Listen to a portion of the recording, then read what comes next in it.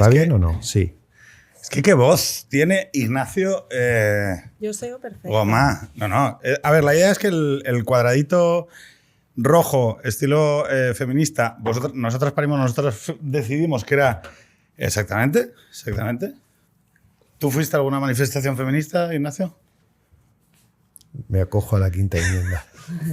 Eso es que no. O sea, esto es como lo de los culpables, ¿no? Dilo tú primero. ¿Tú, Marta? Quinta enmienda. Pues, macho, o sea, aquí estamos muy acojonados por el temita. No, yo no he ido a ninguna, ni pienso ir. Ya te lo digo. Claro, yo ahí tengo un dilema, que es lo de la ley de los conjuntos excluyentes. Claro. O sea, o Irene Montero es feminista o lo soy yo, pero no es posible porque, o sea, yo digo desde una actitud filosófica, es decir, no fuera de rollos sobre cuál es lo circunstancial de una política o qué postura coyuntural dictada por las circunstancias tenga esta persona o no.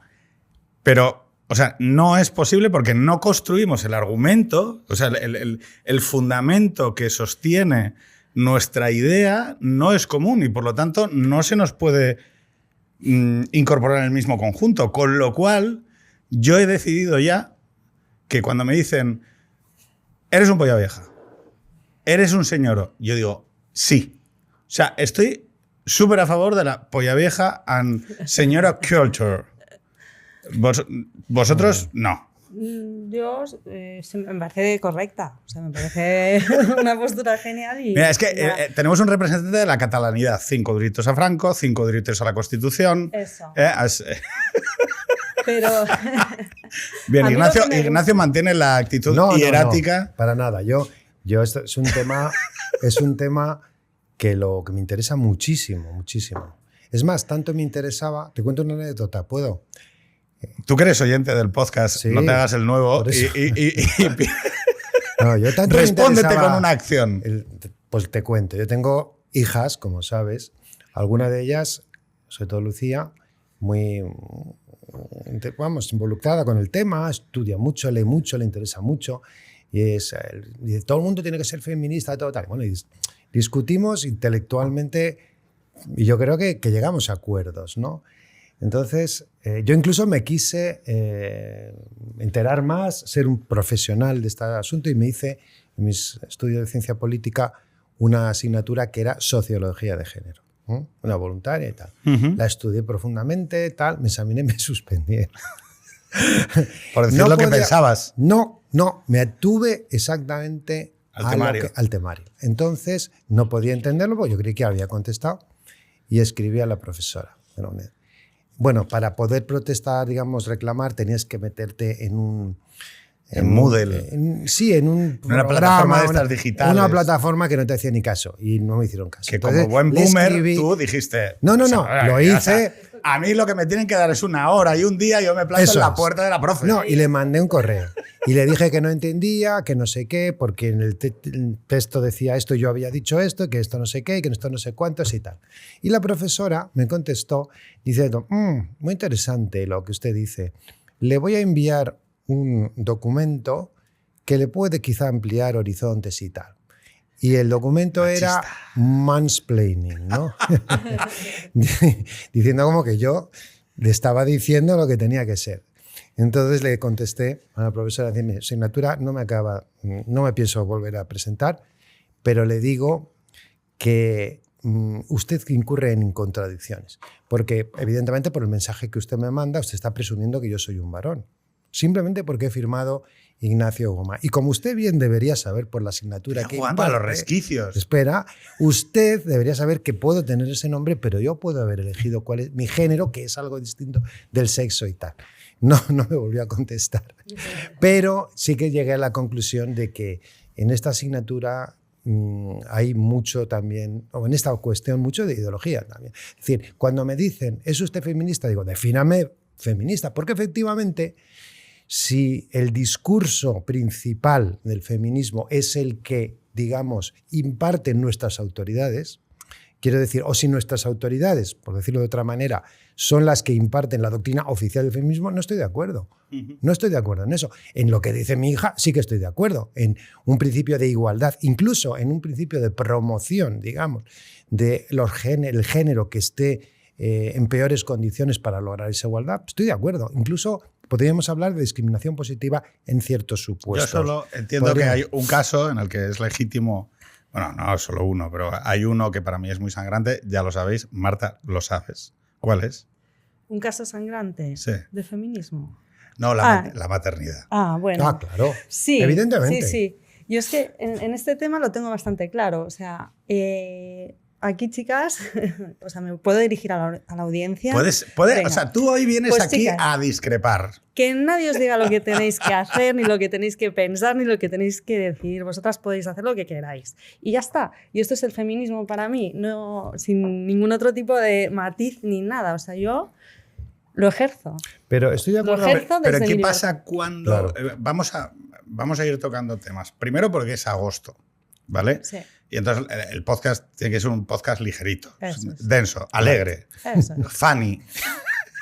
Entonces, luego tocaremos a Schopenhauer, a Nietzsche y la muerte, ¿no? Pero vamos a empezar por el feminismo.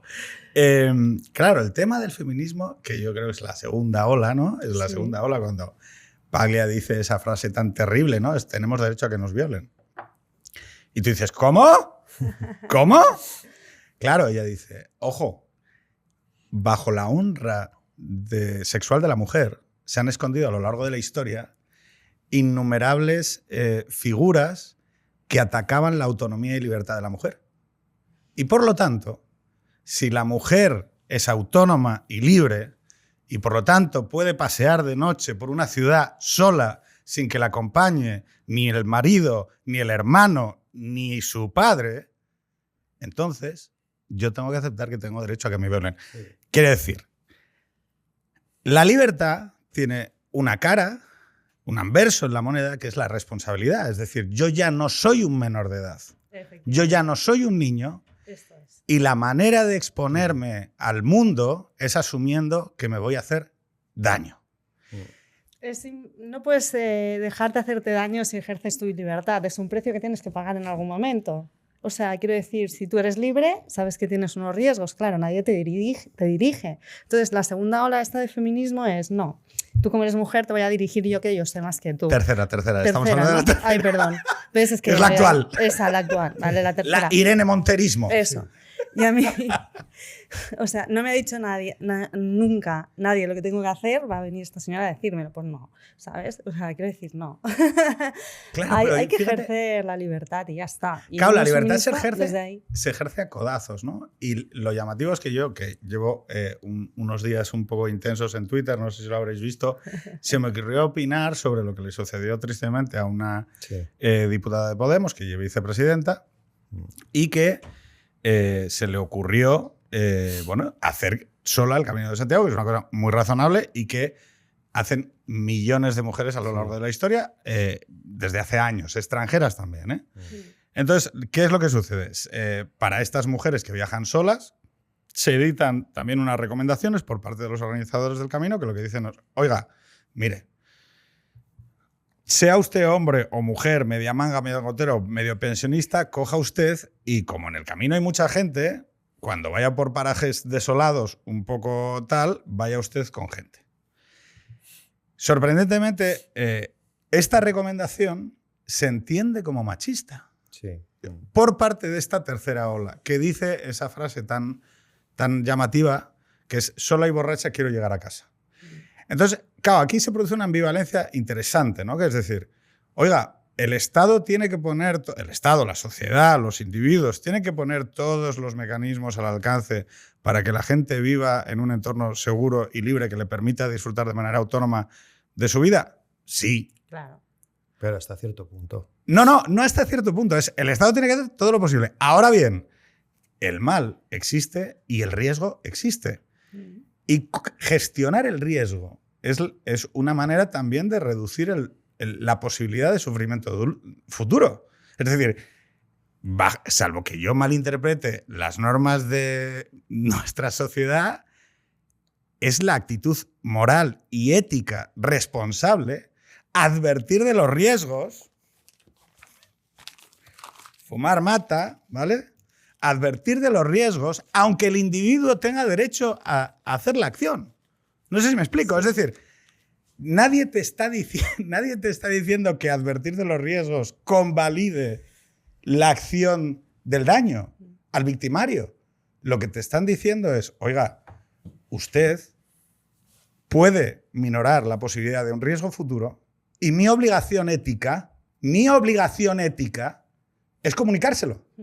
Porque, ¿cuál sería o sea, ¿dónde quedaría yo si teniendo ese conocimiento en mí veo pasar a alguien que le puede suceder y no le digo, oiga, le advierto a usted que la manera más prudente de hacer esto es esta?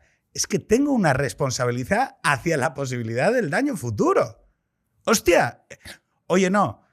Pues la ideología dice que advertir a una mujer es mansplaining, es machismo, es victimizarla, culpar a la víctima. Y claro, yo ahí es donde digo, yo aquí me pierdo. O sea, yo me pierdo porque no sé desde dónde se está construyendo el argumento.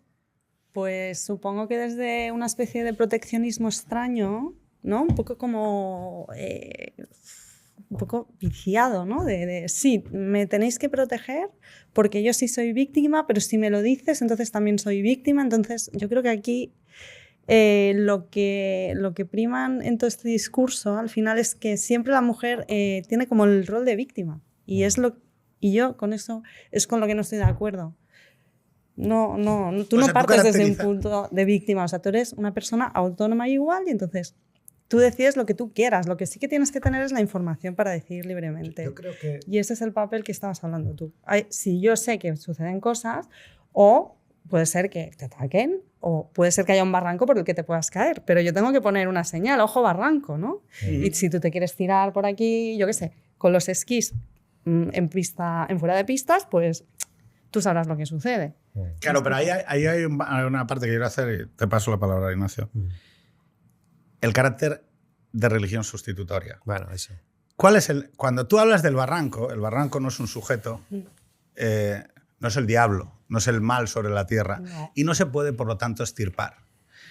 O sea, yo ya he entendido que cuando tienes estas oleadas en redes sociales sobre este tipo de cosas que dices tú, ¿pero qué coño he dicho? Si he dicho lo mismo que dice una guía, ¿cuál es el escándalo? Ah, no. No, tú sabías que lo... Sí, no, hombre, por supuesto. Quiero decir, o sea, no, a ver, quiero decir, sé precisamente que pasa algo y tiro la bola ahí porque quiero entender qué pasa. Y a través de ese proceso de reflexión, luego hablaremos del dolor y para qué sirve el dolor, pero descubro muchas cosas. Yo, por ejemplo, pensaba, ¿pero qué obtiene toda esta gente que me está llamando violador? Toda esta gente que está ritualizando de una manera colectiva algo que ha sucedido, que es, oye, se ha caído alguien por un barranco, ¿no? No. El diablo, el mal sobre tierra, se ha hecho cargo y necesitamos un chivo expiatorio. Y entonces necesitamos decir que ese mal sobre la tierra no debería existir. Es más, que existe como voluntad de quien no cree en lo que creo yo. Que ese es el tema. La clave aquí es que te corresponsabilizan del mal por no compartir la fe, por no compartir ese comportamiento o ritual místico mágico en donde dicen, si todos nos ponemos de acuerdo, esto desaparecerá. Claro, tú has hablado de un barranco, es decir, de un riesgo que existe. Claro, yo entiendo que la violencia en el mundo existe y que es difícilmente extirpable. Del todo es imposible. Y, ojo, la única manera razonable de intervenir en un mundo donde existe, para mí, la violencia es la prevención. Es decir, avisar. Porque no es a través de la expresión en redes sociales de consensos de esos rituales comunitarios por la cual se reduce la posibilidad de violencia, que esta es la paradoja. Es decir, yo con mi tweet no aporto un solo gramo de aumento de posibilidad de violencia. No, tú lo que estás diciendo, y se interpreta así, por quien lo quiere interpretar así, es que la mujer... Le estás diciendo que una mujer no es independiente y tiene que ir siempre acompañada por alguien. En cambio, lo que dice Marta con un discurso racional, digamos, con un discurso de persona independiente, bueno, claro que puedo ir, aunque sé a qué me expongo, ¿no? Y eso yo creo que en el fondo responde a motivaciones extraordinariamente complejas y muy profundas de orden filosófico y sociológico que vienen de antiguo, no son de ahora, y que cuesta comprender y no es fácil resolver muchas veces, desde luego, con un tuit, ¿no? Pero es el mundo que vivimos. Digamos que se ha producido no solamente en el mundo de la mujer, sino en muchos otros mundos, un fenómeno que es el fenómeno de la individuación, que dicen algunos, que es el de la liberación del yo en todo, ¿no? Desde sobre todo la Segunda Guerra Mundial, de los años 50 para acá, pues surge un mundo consumista por un lado y un mundo en el que lo que importa es el desarrollo del yo, ¿no? El liberarme de todos los roles. Esto mi hermano, el filósofo, habla bastante también de eso. Hermano? Tengo un hermano filósofo que sabe mucho. He conocido a todos los Goma. Y el que... ¿no? Sí, me saqué una foto con todos y dije, Pokémon, hazte con todos. Sí, ¿no? Pero es un clan amplio. Sí. Sí. Un gran clan. Sobre todo tiene... Hay más. No, pero Y, dale, bueno, lo que digo es está que... hablando de Javier Goma, Sí. filósofo y divulgador también de conceptos como la ejemplaridad pública. Sin duda.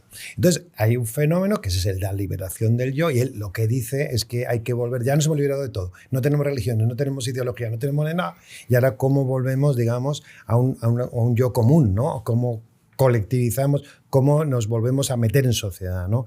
Yo lo que digo es que yo soy un poco más, quizá no pesimista, pero en fin, más crítico con ciertas cosas, es que nos hemos liberado de todo, ¿no? Y ya estamos libres de todo, y es verdad que hay que encontrar un modo común de vida. Pero aun pareciendo que eso es evidente, surgen nuevas cosas.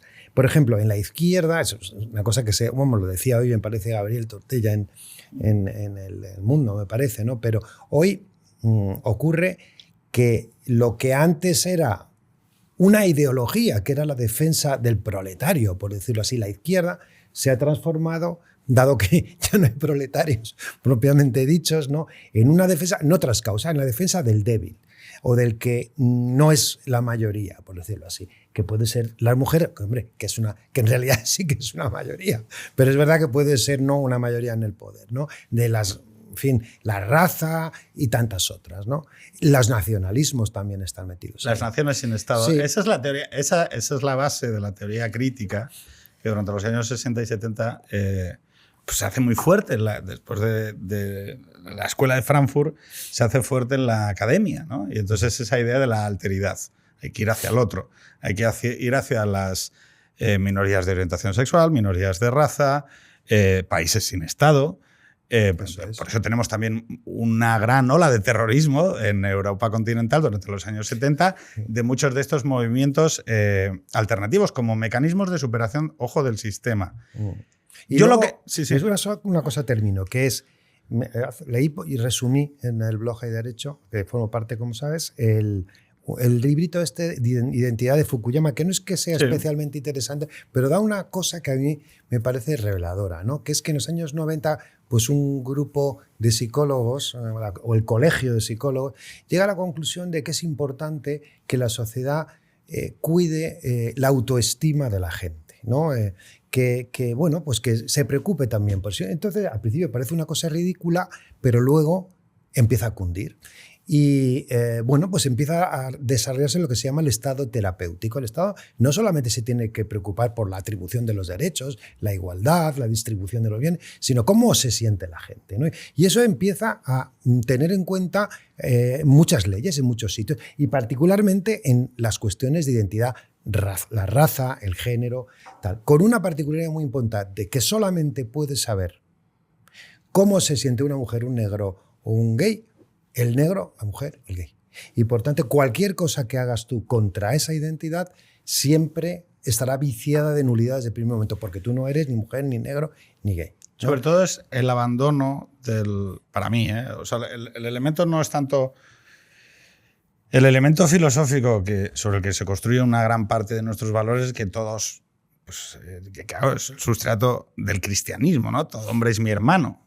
Y frente al prejuicio que voy a tener de manera natural contra esta señora que tiene un acento raro, o contra este señor que tiene el pelo claro, o contra otro que le gusten los tíos, o contra aquel que es más delgado o tiene un color diferente, hay un sujeto universal, receptor de dignidad, que es mi hermano y al que tengo que querer, ¿vale?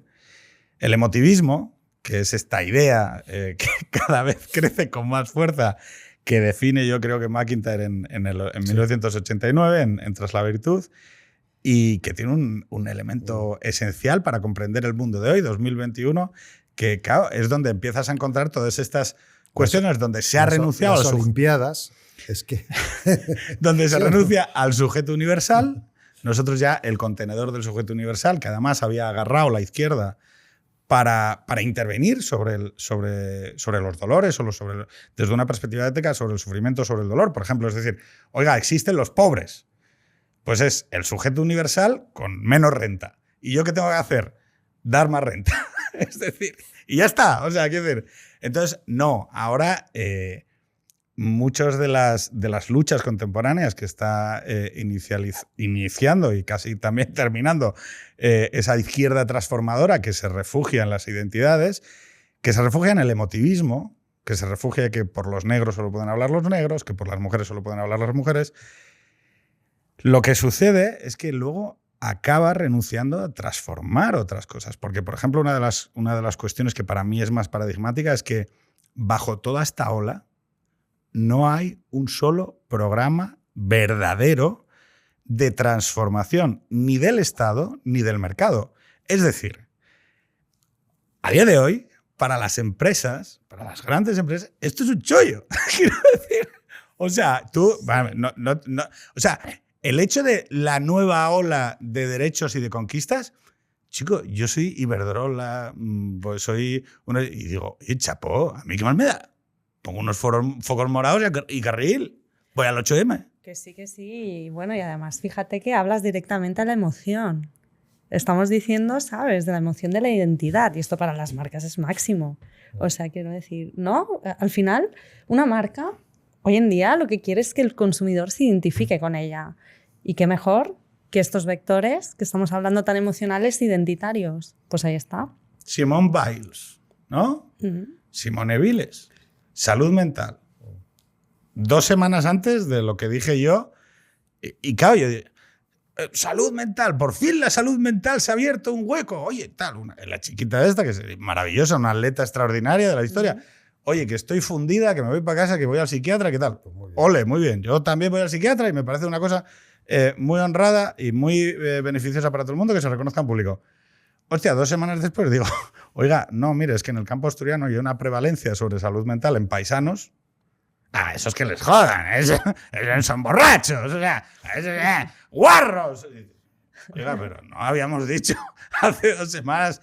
No, oiga, esto es un poco a mí lo que me sucede con este nuevo culto, es ser capaces de abrazar causas éticas en una especie de altura mundial, el clima, el racismo, y luego la causa concreta que es, oiga, en Andalucía hay pueblos donde se ha muerto, hay pueblos de la zona rural donde ha habido un amplio incremento en los suicidios. En toda la zona del noroeste hay problemas de salud mental que no son los de una atleta, que seguro que son muy duros, de una atleta multimillonaria que compite en el olimpismo, sino que son de paisanos y paisanas que están acudiendo a benzodiazepinas, al alcoholismo y a la soledad y tal, porque las están pasando muy putas. Oiga, sobre ese dolor concreto, ¿podemos pedir actuar y hacer algo? Me tenía una cuñita. Así como has hablado tú desde tu rama, por decirlo así, sobre lo que representa para las empresas, a mí me gustaría meterla desde la mía, que es la jurídica, ¿no? Es decir, yo, por mi naturaleza en general, es escéptica y crítica, y dices, bueno, si esto lo piensa mucha gente, por algo será. Es decir, y probablemente algo de bueno tendrá, ¿no? El que, bueno, pues las identidades pues probablemente han resuelto problemas, han hecho que nos fijemos más en determinados colectivos y está. Y a mí todo eso en general me parece bien. Para mí el problema es cuando se saltan determinadas barreras que para mí son esenciales, que es lo que llamamos principios. Por ejemplo, cuando al final se trata de una manera diferente a unos que otros en cosas esenciales. O cuando se hace que el fin justifica los medios. Hacía un articulito, comenté yo una vez una sentencia que hubo hace 2 o 3 años, que era que estaban una pareja bailando en una discoteca, no sé si era en Burgos o dónde, ¿no? Entonces tuvieron una pelea por una tontería de cuando volvían o dejaban de volver. Entonces se dieron los dos de bofetadas, la mujer y el marido.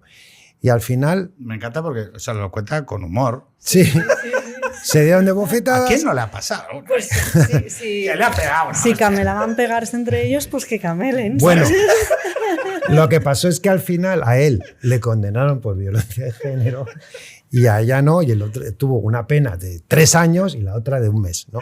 Claro. Entonces, en una cosa que evidentemente no era un tema de género, pues están peleando entre los dándose patadas. De hecho, salió peor parado él, ¿no? Entonces decías, bueno, esto, claro, al final es como considerar que tú y yo, ¿qué te digo? No sé, que hay unos negros, ¿no?, que vienen de Burundi, los negros burundeses, que vienen de Burundi. Ignacio, entonces, estás a full. O sea, vas a 360 por hora. No, pero... Ahora habla de negros de Burundi. Quiero decir que si tú dices que hay unos que son muy fuertes y estos negros, pues yo qué sé, se pelean más y tal, y entonces dices, hombre, pues aquí ha venido un señor y entonces le vamos a poner, cuando venga un negro burundés, le ponemos un agravante de fuerte, ¿no? Y ya está. Juzgamos al colectivo. Claro. Claro, pero ojo que esto, el riesgo de segunda ronda que tiene esto, que ya algunos lo dijimos hace... Bueno. Empezaron los hombres. Y yo dije, y lo dije en 2017, dije, con el 8 de mayo de 2017, ojo que con lo de la culpabilización de los colectivos hay gente que lo va a saber jugar bastante mejor, porque alguien va a decir, espera, los hombres, ¿pero de qué color? Claro, entonces... Y claro. Ahí ya... no. Y ahora está pasando todo el tema de la manada, que salió de identidades. Claro, salió lo de Pilar Marcos. La manada, un instrumento comunicativo de la hostia para movilizar, porque fue un instrumento comunicativo, claro. Utilizamos un incremento en la violencia ejercida por los grupos de jóvenes y lo identificamos como las manadas. Y yo pensando, hostia, lo que están comprando estos... Porque claro... A ver si vas a creer tú que manada como la que hizo la violación de Navarra, vas a tener muchas. No, hijo, no. Vas a tener otras. Y esas ya no te van a venir bien para la narrativa política que tú querías alimentar. Y claro, resulta que te vas a encontrar de bruces bajo una realidad que te va a joder mucho, que es, coño, si hay manadas para todo. Y entonces ahora resulta que, claro, todas las noticias de violación grupal... Queremos ver las caras, queremos ver los nombres, queremos ver no sé qué.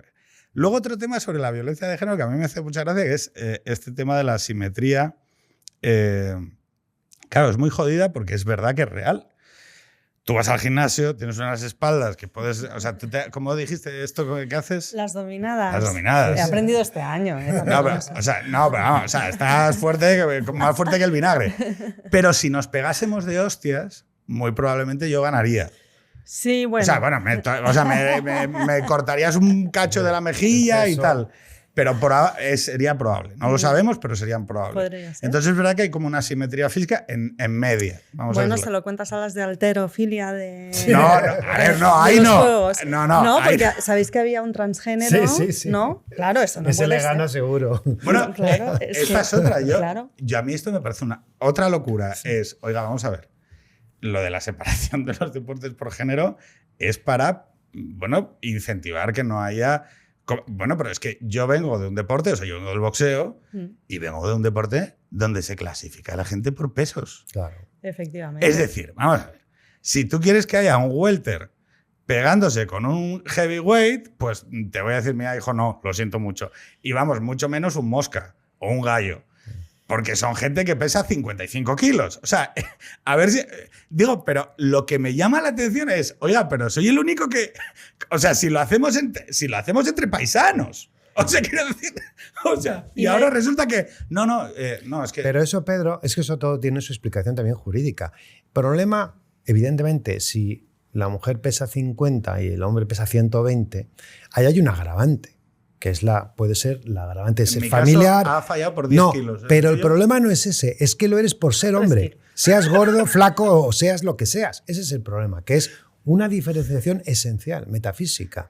No porque en ese caso tú seas mal, porque claro, puede ser efectivamente que tú, por ser familiar, puede haber un agravante o puede haber un atenuante, puede ser que sea más fuerte, y ahí eso yo creo que sí que debe contar, evidentemente.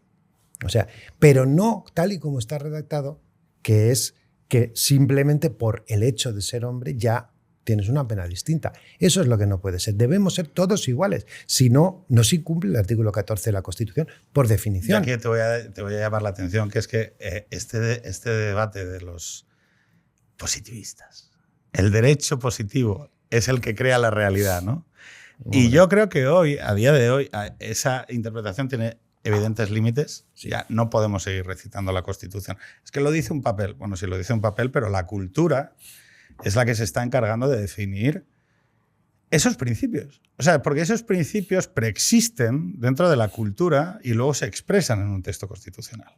Es decir, y ahí hay una parte de, pues quizá de la no izquierda que se ha vuelto, no voy a decir perezosa, voy a decir muy perezosa a la hora de explicar que el derecho positivo tiene una razón de ser, porque nos permite debatir de manera civilizada y razonable y meditada sobre las cuestiones a través de una técnica, pero que lo importante es el precepto filosófico, la costumbre, los valores o la postura ética de la sociedad, que es de donde emana ese derecho positivo. Porque ahora el problema que tenemos ahora es que como la cultura está cambiando, hay que saber cuánto tiempo va a tardar el derecho positivo en adaptarse a la nueva visión cultural. ¿En qué sentido? Tú y yo hemos tenido esta discusión en Twitter, sí, por ejemplo. ¿Cuál es el modelo de vida buena de una sociedad? ¿Cómo lo fijamos? Porque yo una de las partes que yo percibo es que gran parte de la gente que consume hoy esos niveles de ideologización lo hacen como sustitución de una vida satisfactoria, plena, incompleta, imperfecta, como las que tenemos todos, sí, pero a lo que acuden para muchas veces dialogar con esa tensión, ese dolor, ese sufrimiento que la vida normal nos trae, como ya no se hace a través de la religión organizada, porque hemos vivido ese proceso de secularización del que habló antes Ignacio, ahora se acude a la ideología. Y entonces tenemos esos ejemplos donde lo que tenemos es a gente diciéndote, no, modelos de vida buena no se vale decir. Ahora, hiperideologizar el campo cultural, público, artístico y demás, es que eso es un modelo de vida. Claro. O sea, el que es ecologista, el que es... Pero fíjate, es que a Marta lo que le molestó, y déjame confesarlo aquí delante, fue que yo hablara de que mi modelo de vida bueno es tener hijos. Sí. Y que creo que es un modelo de vida bueno que debe ser alabado y cantado en el espacio público. ¿Por qué te molestó? ¿Me molestó? No, pero esto es un tema que... Sí, me molestó. No me troles. Me molestó porque... Cero bullshit. Porque había un componente también, no sé si por cómo redactaste o lo que sea, pero sí de, ese es el modelo de vida bueno. Entonces, claro, piensa que en realidad la biología está, ¿vale? Entonces, el modelo de vida donde los humanos se reproducen, eso es una cosa impepinable que está en nuestra naturaleza. Y muchas mujeres decidimos que no queremos tener hijos conscientemente y con nuestra libertad, con toda la información que tenemos. Y no deja de haber ahí la naturaleza ahí detrás. Entonces la naturaleza le dices, ok, ya hemos hablado, y llega Pedro Herrero y te dice, bueno, a ver si lo has hablado bien. Y dices, bueno, sí, lo he hablado bien, pero no me toques los huevos, ¿sabes? Que ahí está la neurosis. Está luchando por salir. Y entonces yo digo, no, Pedro, no. O sea, no, esto no es así tal cual. ¿Es de mal gusto hablarlo? No, yo creo que no. Yo creo que se debería normalizar más. Porque hoy en día todavía sigue imperando, ¿no? En estas comidas familiares, bueno, ¿y tú cuándo vas a ser madre? No voy a ser madre. No vas a ser, no. Y otros, pues yo he decidido que tengo 3 hijos. 3 hijos. O sea, quiero decir que nos seguimos metiendo mucho en lo que hace el otro. Y esa es la putada. Fíjate que diré que a las familias con muchos hijos, las mujeres reciben comentarios sobre, bueno, a ver cuándo compramos una tele. Como si estuviéramos todo el rato follando. Cuestión, bueno, no voy a... O sea, quiero decir, la frase textual es follas menos que un casado. Entonces, lo llamativo de esto es, claro, que con 5 hijos o con 6, tú imagínate el tiempo que tienes, ¿no? O sea, pero bueno, no vamos a meternos en esas procelosas aguas, que ya llevamos mucho recorrido. Pero lo importante es, claro, pero ¿y cómo le comunico yo? Fíjate, o sea, yo te entiendo a ti porque tenemos amigos comunes con los que lo he hablado en privado y es un tema que a mí me preocupa, que es... Yo creo que no está bien enfocado. Pero bueno, ahora lo comentamos. Yo tengo un problema, porque soy consciente de que lo que digo muchas veces respecto de estos temas afecta a gente que no ha podido alcanzar la maternidad o alcanzar la paternidad. Y por lo tanto hay un dolor. Y cuando yo expreso determinadas ideas, soy consciente de, joder, no estoy atendiendo a este dolor, no estoy siendo compasivo con aquella persona, porque parece como que estoy cargando en la responsabilidad individual de la persona la posibilidad o no de ser padre. Cuando yo sé que hay muchos imponderables, es decir, al tener pareja, no tener pareja, la razón que más acreditan las mujeres de más de 40 años por las cuales no han tenido hijos es porque no han encontrado una pareja adecuada para ello. Que esto habría que hablar de esto también. Esto también existe. Es decir, yo opino, o sea, que un niño tiene derecho a tener un papá y una mamá. ¡Uy! Sí, eso es lo que yo opino, ¿vale? Y si eso no se da, pues no sé si le estás haciendo mucho favor a ese niño. Y te lo digo yo que soy hija de padres separados y sé lo que es eso, ¿vale? Hostia. Entonces, claro, digo, o sea, eres no, más conservadora que yo de largo. yo creo que, sí, y me da igual, o sea, aunque los padres se separen, luego Sí. el niño tiene que tener su padre y su madre. Qué fuerte. Y si no, nunca lo hubiera dicho. que sí. Sí. Es que de verdad que se sufre. Que yo he sido hija de padres separados, mis padres han tenido luego varias parejas y, hostia, cuando eres niño no entiendes muy bien qué está pasando, ¿eh? Y se sufre. Entonces ahí hay que ser un poco, digamos, respetuoso con lo que es el niño.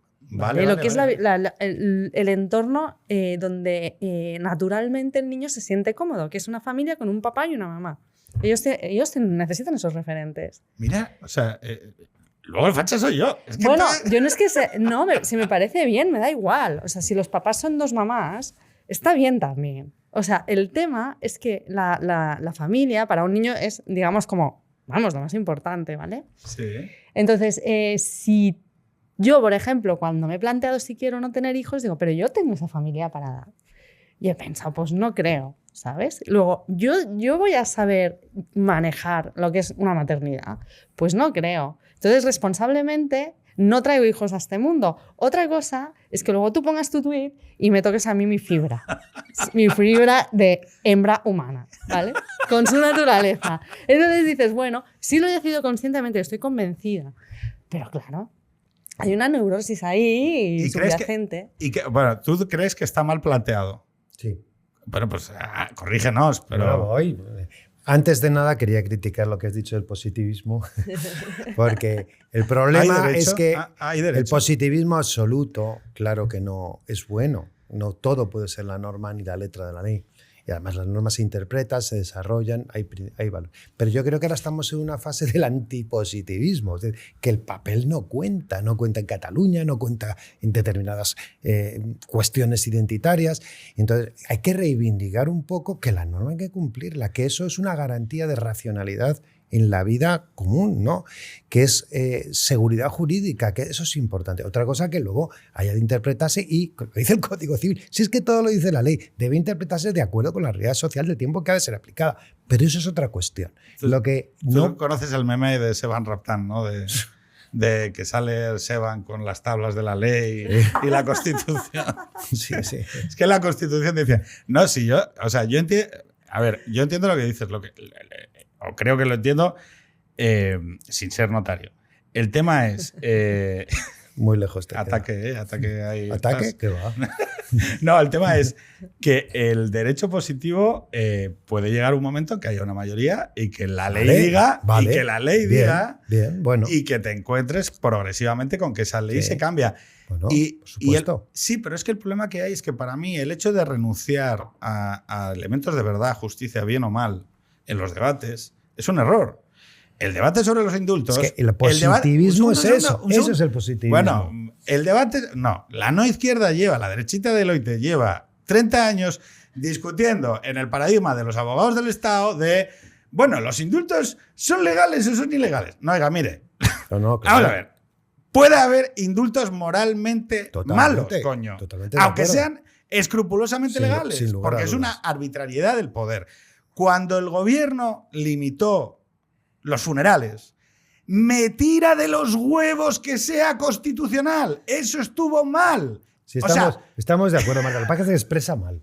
Pero sé lo que quiere tengo decir. la pasión. Y en lo que decías antes, el problema es, yo creo que hay un sociólogo que explicaba que en el mundo actual la desaparición de esas ideologías y religiones ha hecho que los roles tradicionales desaparezcan. O sea, tú ya no tienes un rol de mujer, de marido, de militar, de notario. Esos roles que antes te daban se han diluido de alguna manera. Entonces hoy la vida, ese era Ulrich Beck, decía que ahora la vida es una vida, hágaselo usted mismo. Entonces tú... Pero un momento, déjame apuntar una cosa. A ver. En esa disolución de los roles, que nadie se equivoque, los roles no han desaparecido. La disolución de los roles familiares tradicionales no ha conllevado la desaparición de los roles. Lo que ha conllevado es la sustitución de los roles por el mercado. Es decir, usted lo que va a ser ahora es un consumidor.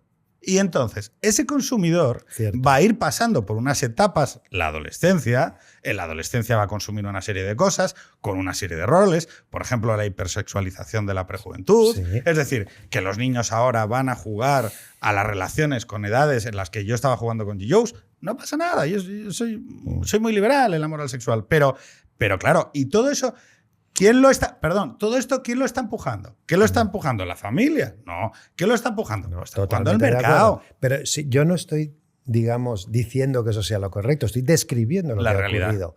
Y en eso, el problema muchas veces es verdad que a veces es un problema la determinación ética. Me acuerdo que hace ya 12 o 13 años hice un articulito en una revista que hablaba un poco de eso, ¿no? Que todo se ha diluido, todo vale. En pintura, por ejemplo, pues antes tú tenías unas escuelas, ¿no? Que te decían, oye, la perspectiva tiene que ser así, la pintura francesa, la flamenca, no sé qué. Y ahora pues es mucho más difícil saber, y aquí entra también la mercantilización, qué es bueno o qué es malo. Dependerá de cómo se cotice. Aquello que se y tal. monetiza. Sí, claro. Fijaros, no hay principios tan claros como había antes, objetivos. Y es aquello que se monetiza. es que, no, pero es Sí, que, sí. ojo, porque esto Que sí, que está... sí. Yo no cobro un duro por el extremo centro. Y además me lo he preguntado. Me dijo, oye, ¿pero tú qué es? No quiero cobrar. Porque el dinero cambia la calidad moral de las relaciones Total. entre las personas. Es decir, mi padre estuvo del 60 al 82 siendo comunista sin cobrar un duro.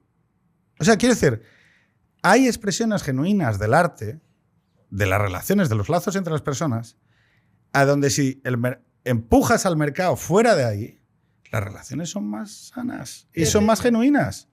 Sin Yo duda. depende. Yo creo en el dinero como una manera muy fácil de... Catalanes. Claro. O sea, 5 de- duritos para Franco, 5 Exacto. duritos a de Constitución. facilitar las relaciones humanas o sea, del intercambio de bienes y servicios, pues a través del dinero, la cosa está mucho más clara que con el trueque. Vamos, para mí está claro. O sea, No, pero que, a ver, ojo, que haya ventajas tecnológicas en las relaciones del mercado no implica que toda relación existente entre seres humanos sea susceptible de mejorar mediante los lazos del mercado. no. Es decir, cuando es tú verdad. cuidas genuinamente de un amigo y reconoces en su bien tu bien, Sí. ahí el mercado, nadie se acercaría a ti y te diría, Marta, ¿has monetizado ese cuidado? Tú dirías, Pero independientemente de eso, que no me dejas terminar el argumento, es on purpose. que ahora tenemos más opciones. Antes tú no te podías divorciar. Ahora te puedes divorciar y puedes a lo mejor resolver un problema que te amargaba la vida, ¿no? Ujú. El problema es cuando ya banalizas absolutamente las relaciones personales, te casas 7 veces y no sé, en fin, banalizas todo, los hijos no les haces caso, lo que fuera, ¿no? Hoy tenemos más opciones para dirigir cuál tenga que ser tu vida y corregir errores y adaptar. Es verdad que eso te complica la existencia porque tienes que tomar muchísimas más decisiones, porque tienes muchas más opciones y tienes más riesgo de equivocarte también. Entonces, cuando tú valoras el tema de tener hijos, bueno, entiendo lo que quieres decir también. De alguna manera eso se ha apartado, se ha devaluado de alguna manera y, hombre, es cierto que tener hijos, contribuir a la sociedad y todo eso, eso significa también contribuir a tu sociedad con nuevos españoles y eso en sí mismo es algo bueno. Pero eso no devalúa tampoco que otras personas en un mundo con muchísimas más opciones puedan tomar otras igualmente valiosas, te quiero decir. Perdóname Es decir, por irme a lo personal, pero tú has visto a tu hijo casarse hace un mes y medio. Correcto. Sí. Bien. Me parece fenomenal, me pone contentísimo y ya está. Claro, es que aquí estamos... O sea, que el menú de opciones se haya abierto No quiere decir... es ganancia neta de libertad y por lo tanto yo la saludo de manera positiva. Exactamente. Bien, pero tú sabes, intuyes moralmente que tu primogénito se haya casado es algo bueno. Y que haya escogido a una mujer con la cual, delante de su familia, delante de la familia de su mujer, haya prometido solemnemente que acompañará a esa mujer en la salud y en la enfermedad y que cuando vengan maldadas van a continuar juntos, tú intuyes en tu conocimiento, en tu experiencia, lo mismo que intuiré yo cuando, si afortunadamente mis hijos lo hacen, que es un modelo de vida bueno en el que te ves reconocido. Sí. Ojo, ¿quieres hacerlo obligatorio? No. Y hay otros modelos de vida que en una vida tan compleja como la que tenemos, a veces es inevitable, pueden ser tan buenos y tan meritorios como ese. Partiendo de la base que a mí me hace muy feliz, es decir, y te das cuenta además con la edad mayor que la que tenéis vosotros, que ya te da más satisfacciones que otras cosas. Pero claro, lo que se te da, cuando valoramos un modelo de vida bueno, aunque tiene una cierta relación, no se refiere a mi satisfacción personal, sino a un valor ético general. A veces se une, a veces lo que es bueno para la comunidad es bueno también para mí. Entonces, que ellos estén contentos, es verdad, te das cuenta cuando eres padre que muchas de las satisfacciones que tienes en la vida son dar. Ver que ellos ya, el dinero va hacia allá, ¿no? El tiempo va hacia allá y todo va hacia allá y te crea una intensa satisfacción de todas maneras, ¿no? Pero me consta, tampoco es cuestión, me consta que hay otros modos de vida que además son inevitables y que son así y son también valiosos. Para mí no es tanto ese modo de vida, tener hijos o no, sino cómo se hace y por qué se hace. Es decir... ¿Tú crees que hay un modelo de vida bueno? ¿O sí, que hay modelos de vida bueno que compiten en el espacio público? No, yo creo que hay un modelo de vida bueno que no se define por si tienes o no tienes familia y demás, pero sí que es un modelo de vida donde tú tienes que aportar a tu sociedad. Es decir, y esto es muy estoico, es de filosofía estoica 100%. Sí. Tú no puedes tener una buena vida plena si tú vives absolutamente inmerso en tu yo. Eso es imposible. No puedes. Tienes que dar para que la sociedad esté mejor. De la manera que sea. Puede ser a través de la familia, puede ser porque a lo mejor participas en alguna actividad, pues yo qué sé, con la gente que tiene los problemas mentales, los paisanos, sí. ¿Vale? O en un momento dado has decidido ayudar a alguien que lo necesitaba, algo que sea altruista. Si tú Yo es que voy a citar una frase: cuidar es el propósito último de la existencia.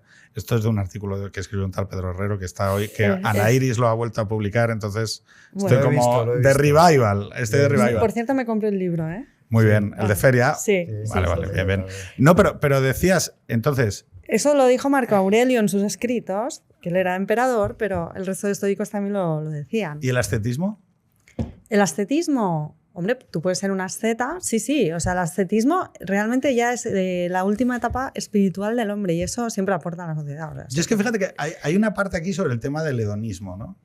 si nosotros... Yo he pasado por una fase intensamente hedonista, amoral, Incluso. muy hedonista. Bueno, o pero sea, eso hay que pasarla, y sobre todo de joven, porque si no, si la pasas de mayor ya es cuando te pierdes. sí, es que Eso tiene es. algo como turbio de sí, mayor. de o sea, mayor ya es feo. Sí, o sea, hay algo en esa persona puesta hasta las trancas con 20 años, subida en un bafle y tal. Bueno, no es una imagen... No es una imagen ejemplar, pero tampoco es la imagen grotesca No. del paisano de 50 años con sudadera metiéndose farlopa con una gorra y una, Eso. y una riñonera en un after, ¿no? De Cuenca. Entonces, claro, la cuestión son todo historias que me han contado. Entonces, no, porque además pasa una cosa, claro, tú a medida que te vas drogando... Claro, la fase hedonista, que es una fase razonable de todo ser humano, que es...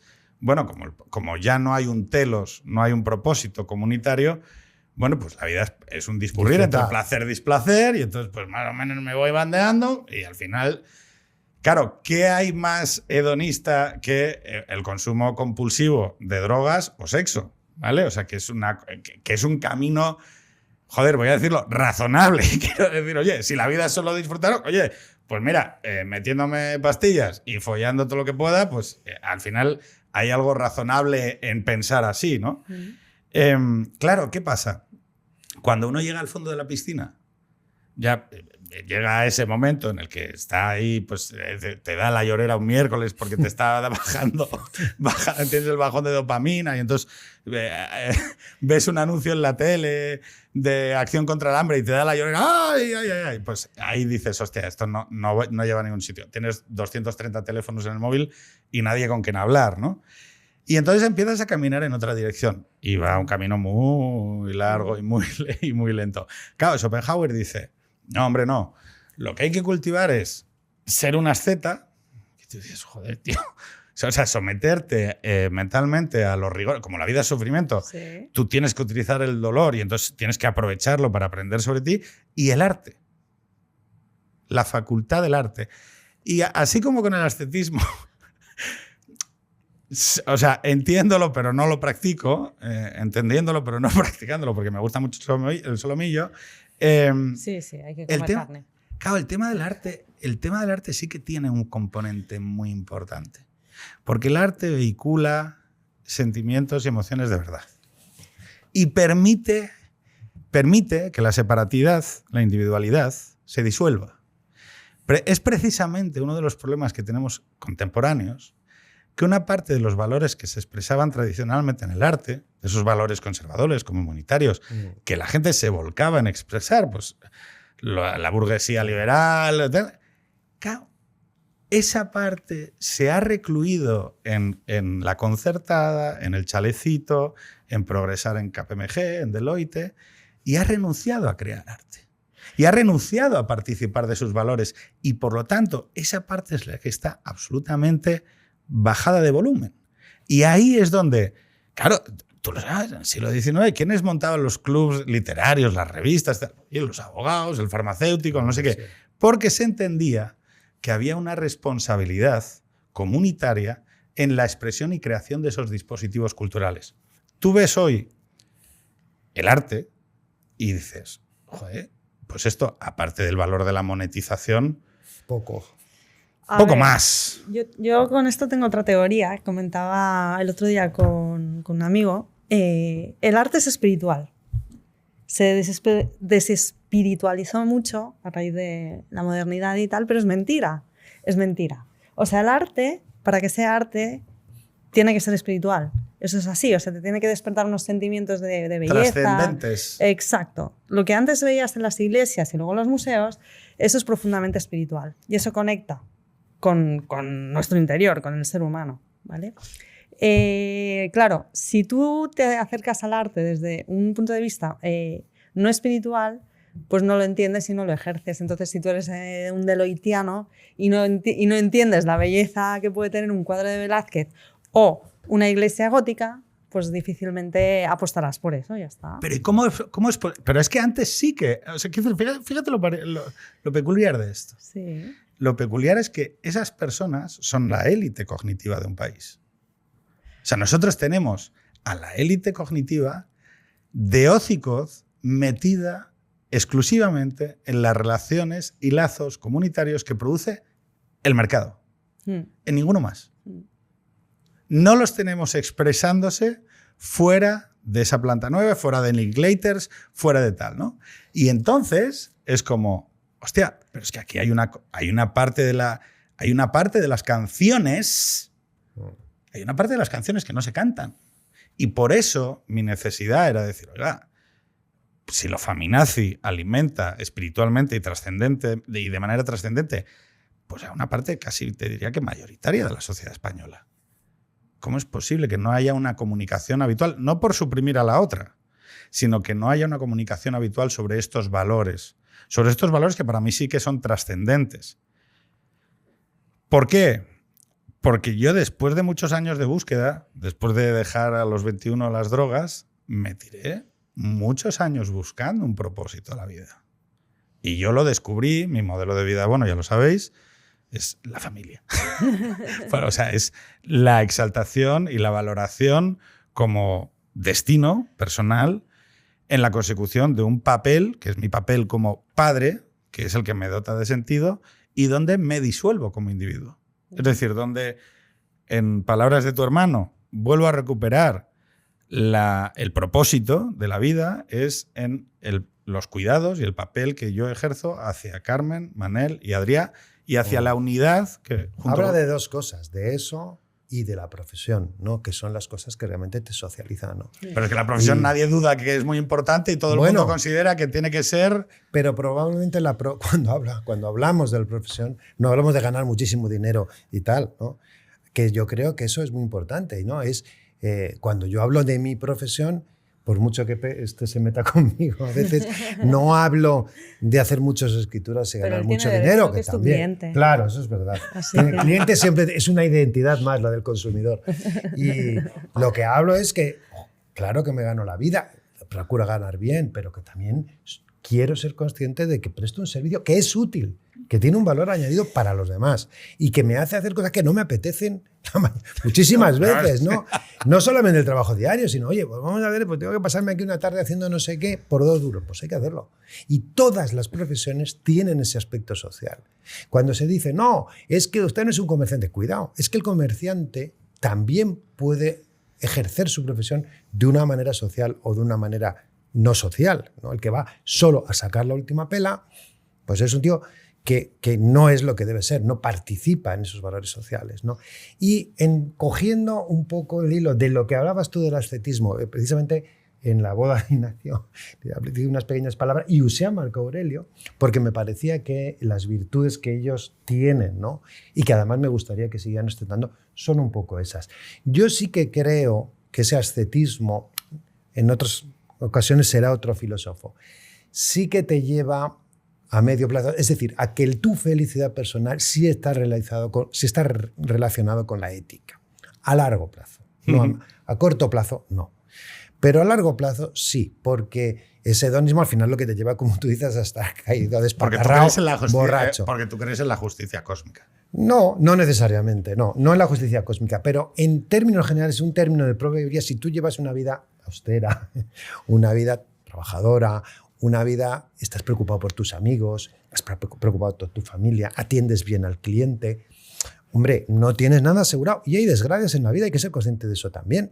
A veces ocurren cosas malas, es cierto, pero tienes un mayor porcentaje de posibilidades de que tu vida sea una vida apacible y mueras tranquilamente, rodeado de amigos, recordado por todos. Y para mí eso vale más que otro tipo de vidas en la que estés forrado de dinero, pero sin amigos y sin nada. Y eso existe, eso existe. Entonces, no todo es el dinero y no todo es el yo. Hay otros factores que te ayudan a ser feliz, es casi egoísta, ¿no? Pues vamos a hablar ya, esto es de cierre, nos quedan 10 minutos para acabar. Sabéis que al final os voy a pedir un libro, un disco, una peli, una serie que tenga que ver con esta conversación ligera de verano que hemos decidido elaborar. Yo os voy a preguntar por la muerte.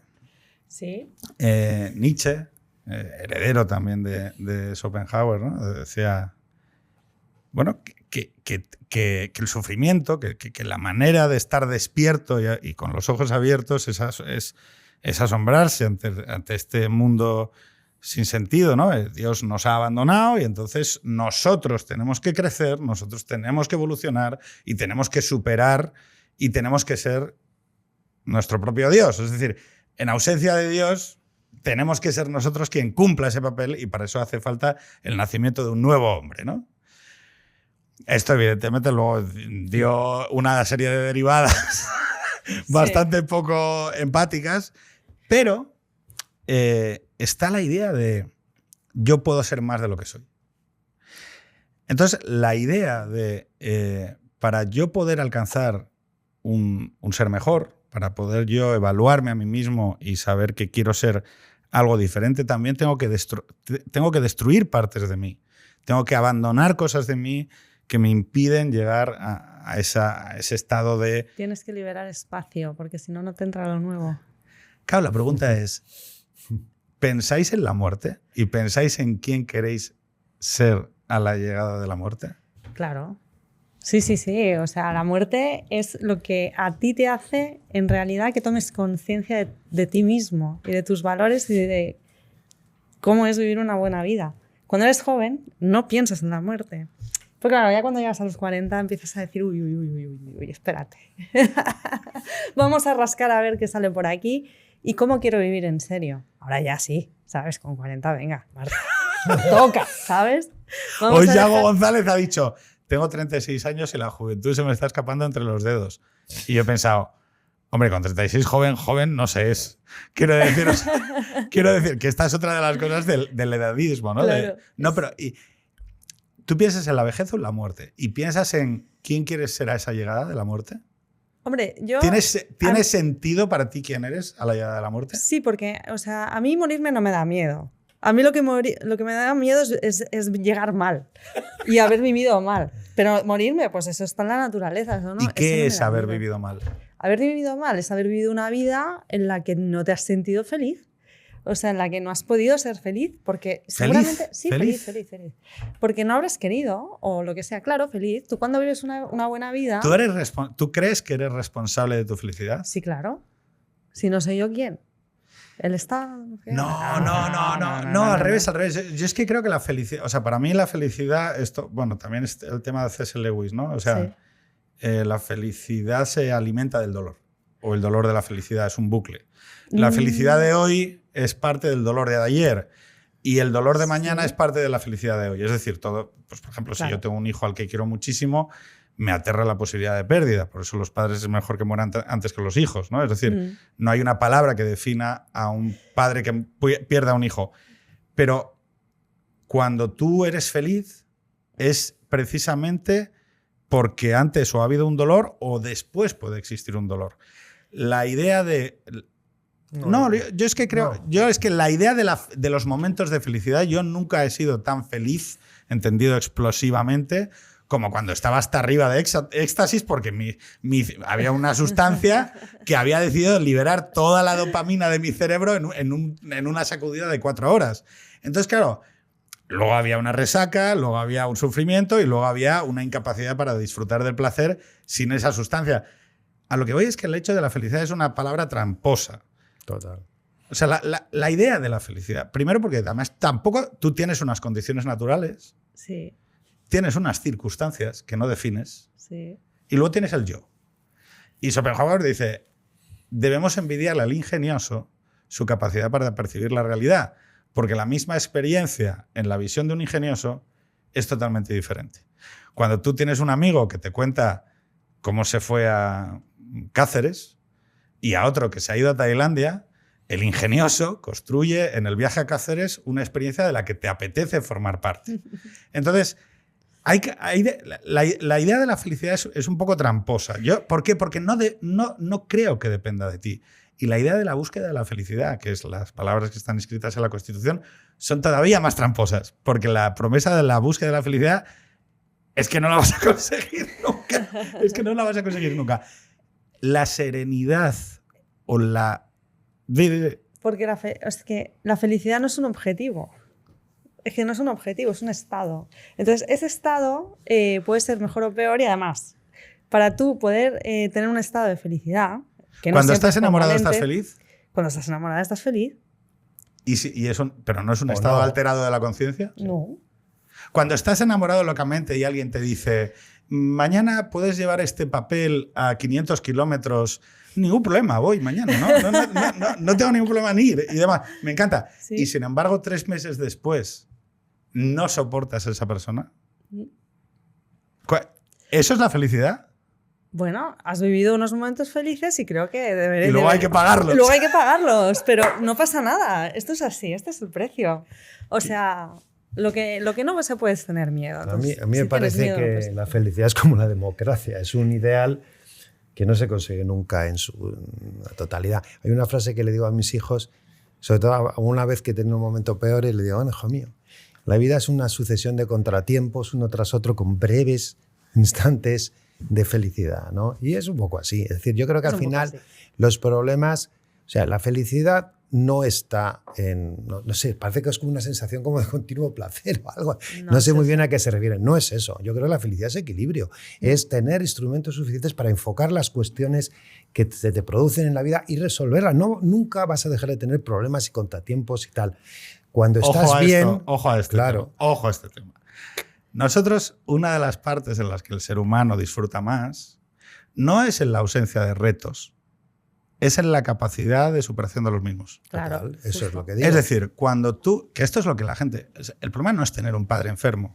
O sea, yo sé que hay una parte de mi satisfacción personal en cuanto a evidentemente, ojalá nunca hubiera estado mi padre enfermo y nunca lo tuviera tenido que cambiar los pañales y se empujar en las sillas de ruedas y más y acompañarlo durante la noche. O sea, ojalá no hubiera pasado todo eso. Pero pasó.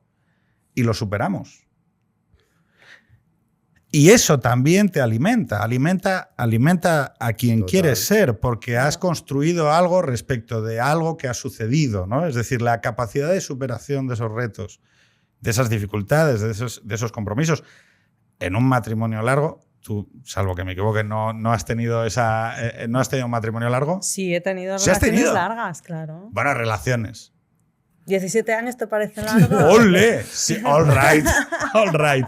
Claro, pero ¿qué es lo que pasa? Cuando yo a veces hablo de que llevo 16 años con mi mujer, que hemos ya descubierto casi todas las condiciones ocultas del contrato y aún así se ha vuelto a reafirmar sólidamente el sí delante de este señor hoy levantando acta de la futura vivienda que nos vamos a comprar. Eso es definitivo. Eso ya no hay quien lo mueva porque ya está firmado ante notario. No sé si es felicidad, pero es una especie... Salimos de Plenitud. de la notaría. Salimos de la notaría, paramos a tomar un café y estábamos ahí tomando un café, cada uno mirando el móvil en silencio, tranquilamente, y le dije en un determinado momento a mi mujer, estoy muy contento.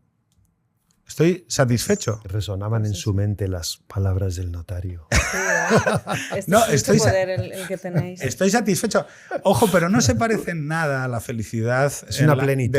Exactamente. Pero es que no es una confundamos sensación- felicidad con euforia, ¿eh? Claro, es que es eso. O sea, no hay es que eso. confundirlo, ¿eh? No Pues es lo Va- mismo. Bueno, pero la sensación de estar enamorado o de desear al Todo eso es otro. euforia.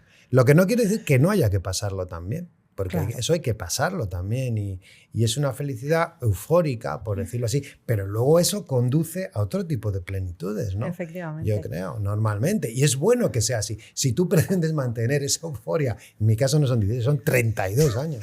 Entonces, si pretendes mantener lo mismo que teníamos en 1985, pues es complicado. O sea, te tienes que tomar algo. Tienes algo, en cierto sentido, mejor.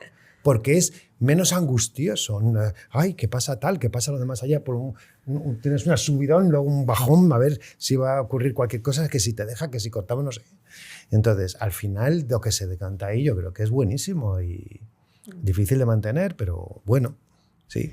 Chicos, necesito que me digáis la serie, el libro o el disco, o la reflexión que querías hacer. No, bueno, yo sí os voy a recomendar a Peterson, pero lo habéis leído todo ya, ¿no? Hemos leído algo Las así. 12 reglas Sí. y las 12 nuevas reglas. Yo Sí, sí, recomiendo sí. eso. O sea, a quien no lo haya leído, que ya tarda. Está. Sí.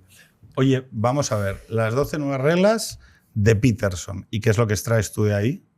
De las 12 nuevas reglas, Sí. pues por ejemplo, la de mantén tu entorno lo más bello que puedas. ¿Sí? Eso me parece bastante esencial. ¿Y por qué? ¿Por qué? Porque cuando tú vives en un entorno feo, ¿sabes? Es muy probable que tu vida también sea fea. ¿Sí? Sí, yo soy muy esteta para esas cosas y no me gusta vivir en entornos feos, así que ahí estoy muy alineada con Peterson. Yo estoy intentando buscar una frase que era la que quería citar. Ignacio, ¿tú qué obra recomiendas? No, bueno, desde luego, hombre, recomiendo muchísimas, es que es difícil aconsejar. Pero bueno, hemos hablado de las meditaciones de Marco Aurelio, me parece maravilloso, sobre todo la parte inicial en que va diciendo: de mi padre tal, aprendí la virtud de la paciencia, de mi hijo, de mi tío, no sé quién tal. Me parece maravilloso, un elenco estupendo de cómo se debe vivir. Sí. Eso, yo, bueno, no, en fin, me voy a contar más cosas familiares, pero recomendé. Oye, tú eso. no te cortes, ¿eh? O sea, No, que le hicieron un libro a Ignacio, la que era a su mujer. Yo recomendaba algunas frases de Marco Aurelio, que luego usé también, como digo, en la boda, porque me parece que es un modo de vida, que es maravilloso. En fin, libros hay muchísimos que recomendar. Series, pues no sé. Series, yo qué sé. Desde Borgen, ¿no? Que eso, a ti te lo habrás visto. Oye, ¿no habéis visto la veces? del nuevo papa? No. La del joven papa, estas de... Ah, sí, estas bueno, las dos, de Sorrentino. Sí, es que estas yo son las dos últimas que he visto que me he quedado así. Digo, Sí. Pero por la estética. Hay claro, una porque cosa- ahí sale de un lado y se le ve todo el culo. Sí. Perdón, pero No. menudo culo. No. Voy a Bien, bien. recomendar- O sea, aquí voy a- abogamos digo, por la ¿sabes? libertad sexual. Voy a recomendar una, pero no porque tenga una calidad, sino por su capacidad premonitoria, que es, ¿os acordáis de Good Wife Sí, y de Good Wife. Fight? Sí. ¿no? Que es la continuación. Pues esa es una que nosotros la hemos visto, pues entretenida, y sobre todo tiene la capacidad de anticipar cuestiones que salen luego, que yo me alucino. Por ejemplo, el tema del Bitcoin, que yo no sabía nada, por primera vez lo vi hace un montón de años. El tema este del Cambridge Analytics, en uno de los juicios, pero vamos, ¿de qué están hablando estos tíos? Que conseguían mandar mensajes específicos para cada miembro del jurado controlando las redes para influirles en su decisión, ¿no? Y ahora el otro día vimos también otro tema, que estaban hablando ya del tema del Congreso, ¿no? Y cómo, en fin, todos los temas que toca, es capaz de anticipar cuestiones que van a salir luego. Me parece interesante por eso, aunque luego la trama sea relativamente sencilla, ¿no? Y me gusta. Yo creo que es heredera de alguna de estas series que yo recuerdo de los años 80 y 90 que planteaban como dilemas morales. Sí. Picket Fences. Había mucha serie de juicios en donde lo que pasaba es que en el juicio Es un se dilema expresaba moral, un dilema sin moral, duda. ¿no? Y eso de alguna manera como que ayudaba al espectador a configurarse un juicio complejo, porque la idea era que no hubiera una idea preconfigurada para contestar a las En preguntas. el último capítulo que vimos el otro día, hablaban, bueno, pues ahí consiguen montar una especie de juez paralelo, una especie de tío privado, ¿no? Que como la justicia no funciona, van allí a resolverlo y curiosamente la gente lo acepta. Entonces los inversores empiezan a meter dinero ahí. Dice, esto es el futuro. Me da que pensar, ¿no? Y eso ¿Sabes? Arredondo ahí. no sé, bueno, ya veremos, pero que me gusta que una serie me dé temas para pensar, ¿no? Para... Yo creo que vamos a acabar, y yo voy a acabar, salvo que queráis decir algo más.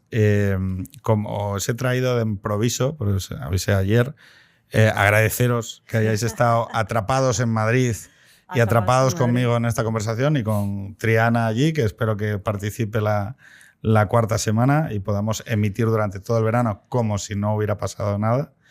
Voy a hablar de C.S. Lewis.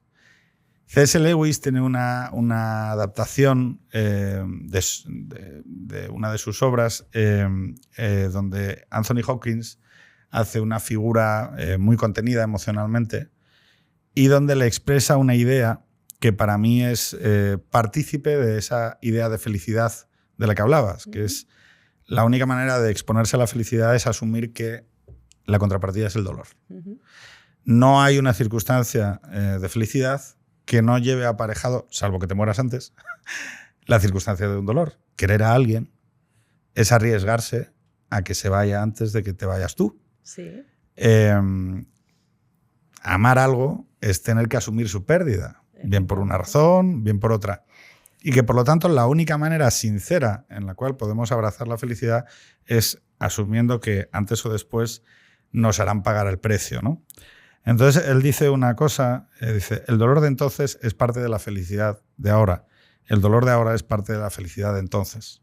Ese es el trato. Con esta frase acabamos Extremo Centro. Muchas gracias. Y hasta la semana que viene. Gracias. Muchas gracias. Gracias.